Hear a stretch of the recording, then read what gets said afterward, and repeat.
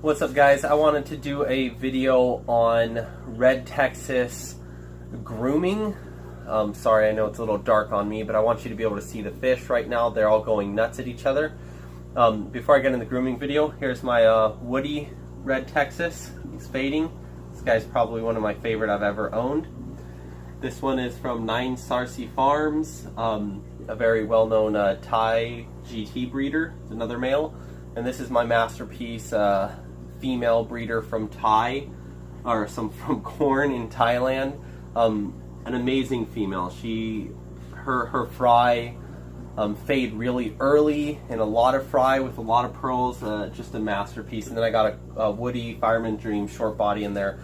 If you notice, this tank is cloudy and dirty for a reason, and there's all faders in here. So that's not by mistake. I'm going to get into that in a second. So grooming RT. What does grooming mean? Grooming is trying to do whatever is best in order to bring out the best in your fish. You're trying to bring out the best attributes or different attributes of your fish. So let me explain some of those things here. There's 2 males right here. Here's a couple tricks going on in this tank. I got 2 males, and they're divided right now. And as you can see with them, they're showing off to each other all the time, and they're fighting and they're wrestling. They both think they're the biggest, baddest fish. They can't beat each other up, but they're getting that testosterone or whatever fishes have pumping through their bloods, and they're really feeling good about themselves and trying to beef up. So that's one way to groom a fish. Sometimes I throw in a blood parrot with them, a little parrot for them to kind of chase around and beat up, kind of a chew toy. I call blood parrots in my house. No parrots were harmed in the making of this video. So that's one aspect of grooming their Red Texas. These ones, the reason why the tank is cloudy is there's a few tricks that breeders use in Thailand to try to induce fading on the fish. One of them is dirty water, actually. This is why sometimes you'll get fish from overseas that have a hole in the head or something, because they let the tanks get dirty. So this one's actually the filter's dirty, and I'm not cleaning it right now. The water's a little cloudy, and I'm trying to encourage these guys to finish fading. Another trick they use is almond leaves. They stick almond leaves in the water. That brings in that murky look and the murky water conditions, and it helps encourage fading. Wood, I always get a lot of the tannins, so that's what you want. The tannins in the water helps breed it. They also use red lava rock for some reason. I'm not quite exactly sure what that does with the water, but they use lava rock in the water to try to encourage fading. I also have some friends that have the opinion that if one fish is faded, it discourages the other ones from fading.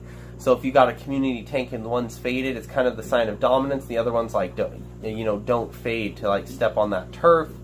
I don't know how much is in there or not. That's from his experience in doing things, and I trust him. So that's a cool. I mean, none of this is set in stone. This is all kind of our ideas.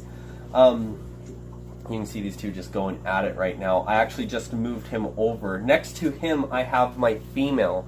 And I have the male and the female next to each other on purpose as well. I want her to get ready to breed.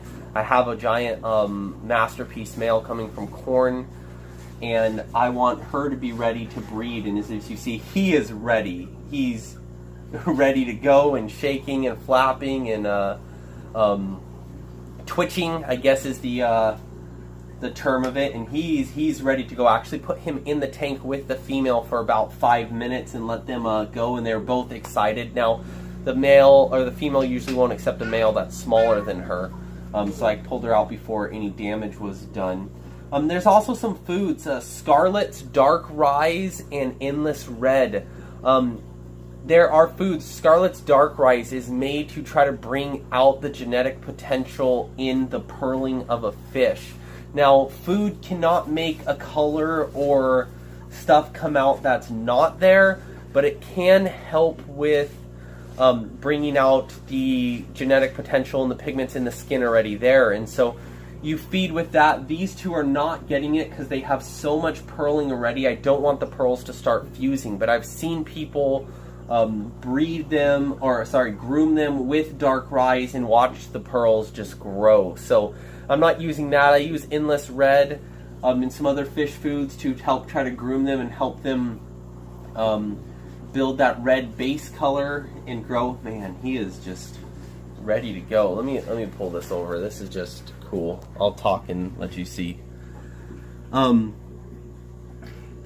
So that's most of the grooming with Red Texas. You can cross over with the things with flower horns. Let them chase your fingers. Let them chase your hands.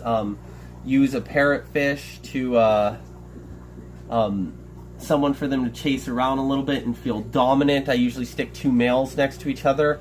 I often don't stick 2 females or a male and a female next to each other if I'm trying to groom, because when you do, what can happen is they constantly think about breeding, and so the male's putting so much nutrition into trying to breed and trying to get ready for that he's not really putting that nutritional value into his body to develop his head size or anything like that. So I usually shy away. I've actually had them split up away from the female and stuck the bonsai Fireman's Dream in between there. So those are some ideas on grooming Red Texas. I am no master at grooming Red Texas. I'm just repeating a lot of information from breeders that do it for a living over in Thailand, and a little bit of my own experience. I'm trying it. So how dirty to let your water get? I mean, keep your fish healthy and happy, but I do let it get a little dirty, and if there's signs of problems, then I'll do a change, but I kind of space out the water changes, don't clean out the filter as much, and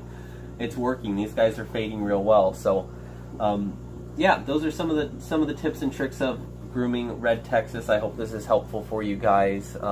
Check out my other videos, like, comment, subscribe on YouTube. I got a lot of stuff on flower horns and Red Texas right now, so thanks for watching, guys.